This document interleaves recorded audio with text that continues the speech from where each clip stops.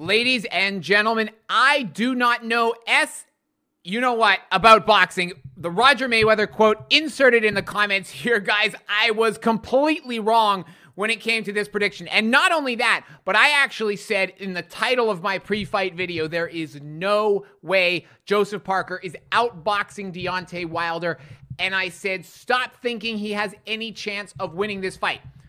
Boy, was I wrong. Because this was a masterclass performance from Joseph Parker. It was a masterclass of game plan, preparation, and strategy from Andy Lee in his corner.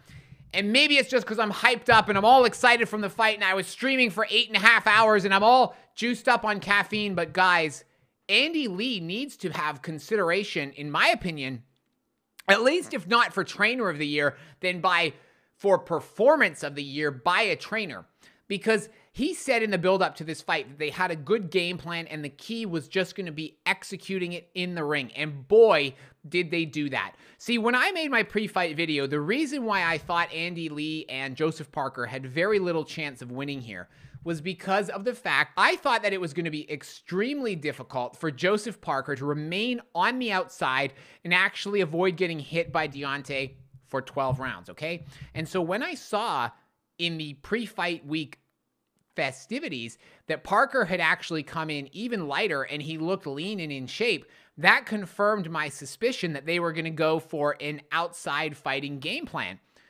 Now, a lot of you in the comments, and I have to give you all credit, everyone who told me that I was wrong to underestimate Parker, and I have to give credit to everyone who said that he would be able to outbox Deontay Wilder, because I didn't think he would be able to move on the outside and actually avoid getting hit. Because Malik Scott had been talking about training Deontay to actually sit back, which he did. He sat back. He did an excellent job at sitting back in this fight. If Deontay Wilder did nothing else, he sat back in this fight like a true champion, okay?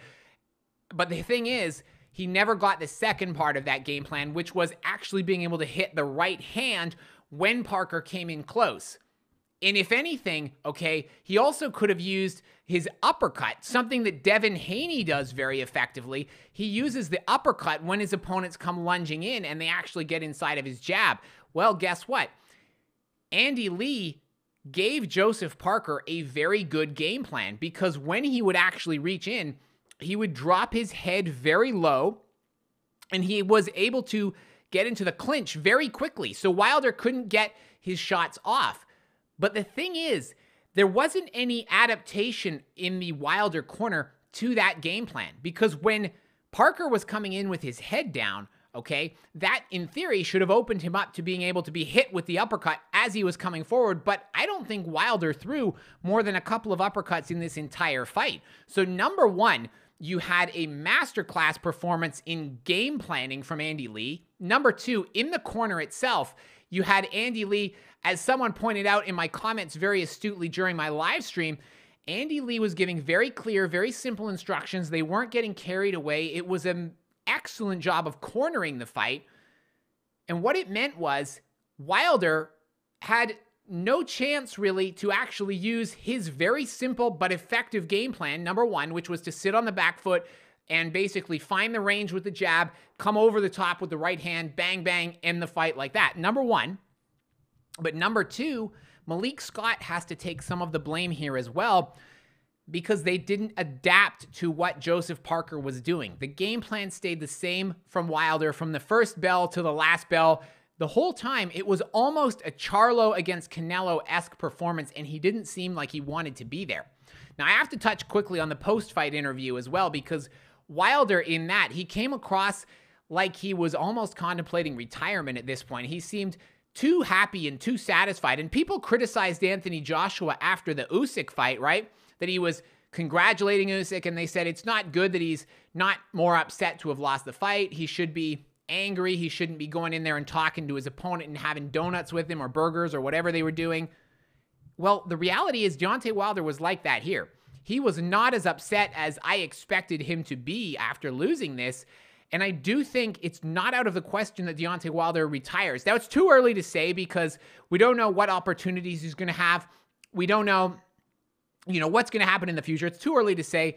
But this was a very, very disappointing, a very poor performance from Deontay Wilder, who I said before the fight I was expecting to move a lot better. I was expecting him to fight on the back foot a lot better. I was expecting, and I said it, this was going to be the best Deontay Wilder that me possibly ever seen. It ended up being one of the worst Deontay Wilders that we've ever seen, and it has to frankly call into question, I think, his entire resume, in the sense that he lost to Parker, he lost to Fury 3 times in my view, and his only wins now are those 2 Luis Ortiz wins and then maybe the Bermain-Stavern if you're really going to stretch things, all right?